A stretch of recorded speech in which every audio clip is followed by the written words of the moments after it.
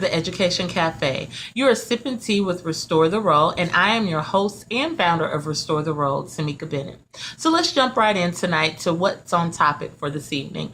We're going to talk about the 5 things that every parent should do when they're looking for a school for their child. The first thing that I tell every parent when I'm asked if I can help them or what steps they should take to find a great school, I tell them you need to look at this as an investment.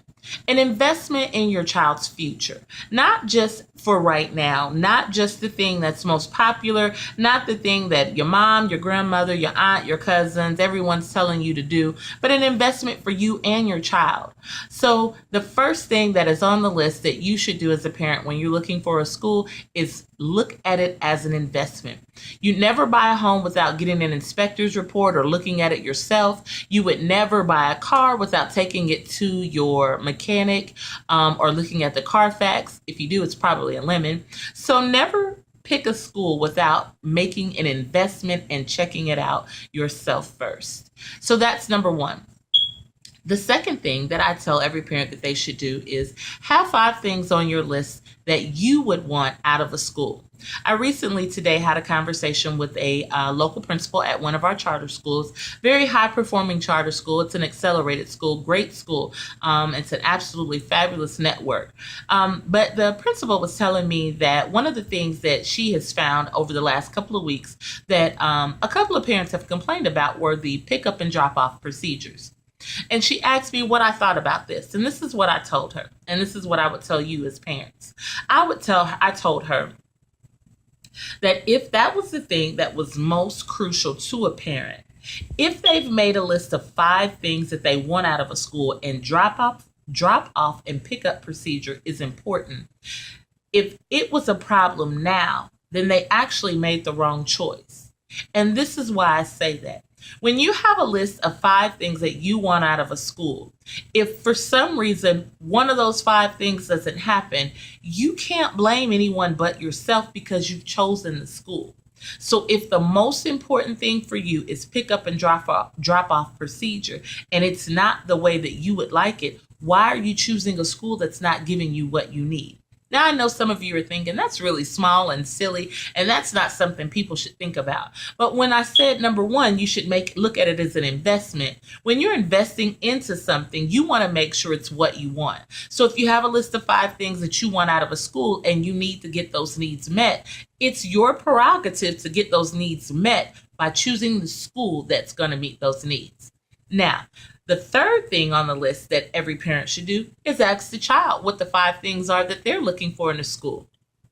Now, I hear you saying, my child doesn't know what to look for in a school. Give them options. Take them to different schools, and then let them compile a list of 5 things that they would actually be interested in when it comes to the school of their choice. You have to remember, parents, we drop our children off for 8 to 9 hours a day at these institutions. If they're not getting their needs met, are they really buying in to the schools that we're sending them to? So it's important that you know what they want.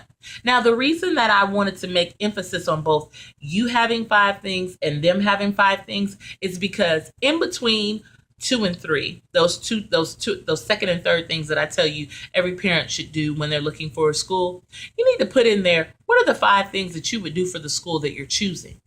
If what you would do if you're choosing a school and you're not willing to invest just like you want them to invest in the school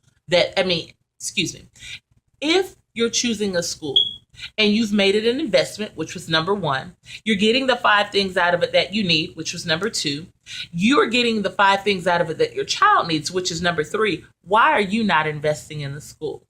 With the example that I told you about the principal saying that the parents were complaining about the drop-off and pickup procedure, what I told the principal was, when your parents tell you that, do you ask them, can you help us during pickup and drop-off? If it's a problem for you, then it may be a problem for someone else. And so rather than just tell me it's a problem and we're not offering any solutions, why don't you jump right in and help us? Then you're putting the problem and the solution not only at the forefront for both the parent and the administrator, but you're also getting the parent involved. You have to be involved in the things that you need in the school. So it's important that you remember when you make up your list of 5 things, your child makes up a list of 5 things, and you're making this an investment for yourself in your child's future. You better be ready to give back 5 things yourself or more to the institution that you choose. So that leads me to number 4. The 4th thing that you all ought to think about when you're choosing a school, and this is a big one, you need to go and visit the school. Have 3 viable options once you've made your choice out of all the choices that are available to you. Have 3 viable options that you go and visit at least 3 times before the school year begins.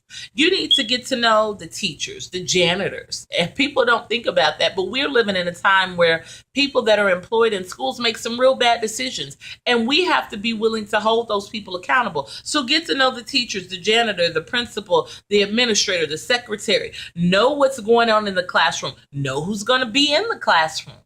You have to make this just as important as it being an investment, just important as important as it being a part of the 5 things that you're looking for, just as important as it is a part of the 5 things that your children need, just as important as it is for you to offer 5 things and resources to the school. It must be as important as you going to the school yourself and checking those schools out. This is why I say, parents, looking for a school starts long before they actually enter the school. You have to invest in this before they start into the school. Start looking at a school when your child is ready to learn, preschool age, or really before preschool age, because it's important that our children get preschooling before they enter into to kindergarten. But we'll talk about that another time. But like I said, so let's recap. Number 1, and make it an investment for you. Number 2, have those 5 things that you need out of a school. Number 3, have 5 things that your child is looking for in the school. And in between 2 and 3, make sure you're offering 5 things to the school yourself. Number 4, do your homework and go in and visit those schools and make sure you have at least 3 when you're ready to choose from. And the 5th thing that I think is more important than probably everything else, get to know the parents in that school. When you make an investment in knowing the parents that are sending their children to the same school that you're invested in, now you've become a community. You've become a community with a bunch of other parents, and you give the opportunity for your students to get to know some of the other parents' children, and you guys work together on making sure that the school that you all are choosing is one that is going to be around and doing great things for the community for which you live in for a long time to come. So I'm excited about the Education Cafe and you having tea with Restore the Role. I think that it's an awesome opportunity for me to share with you all. Send me your questions and things that you want to discuss through, like I said, our email, which is restoretherole@gmail.com, on Facebook, Restore the Role, and on our Twitter page, which is Restore the Role. And soon I'll be excited to tell you guys about our website, which will connect you to all 3. You can also leave a comment here. Let me know how you like the Education Cafe, what you don't like about it. Please be nice though, because I have feelings. But I'm excited to do this and share my thoughts with you.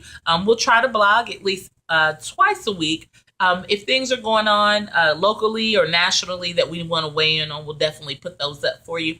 But can't wait to see you back in the Education Cafe, and let me know what you're sipping on next time. Have a good night.